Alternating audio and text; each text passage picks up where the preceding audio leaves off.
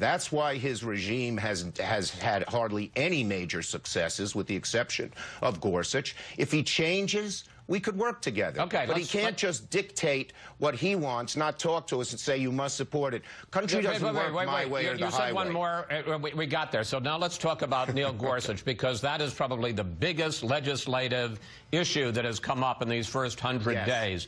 The nomination of Neil Gorsuch to the Supreme Court, the American Bar Association and some top Democratic legal scholars said that he was clearly, yes, conservative, but clearly in the judicial mainstream and a distinguished judge. President Obama's two nominees, Sonia Sotomayor and Elena Kagan, were both confirmed easily with Republican support. But with Gorsuch, Senator, you led the first partisan filibuster in the history of Supreme Court nominees. That doesn't sound like cooperation. Well, let me just say this. First, so did Judge Roberts and Alito under President Bush get Democratic support. Gorsuch was nurtured and put forward by the Heritage Foundation and the Federalist Society.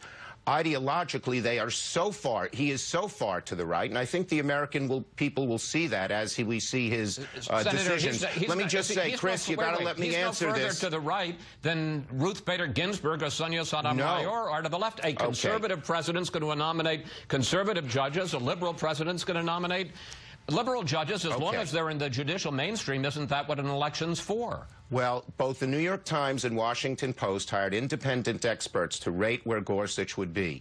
The Times said he would be to the right of every judge but Thomas, the most conservative judge we've had in history. And the Post's analysis said he'd be to the right of that. So this is not a mainstream judge. He comes off as mainstream, Chris. You got to consider the sources. You got to let me finish my comment, Chris.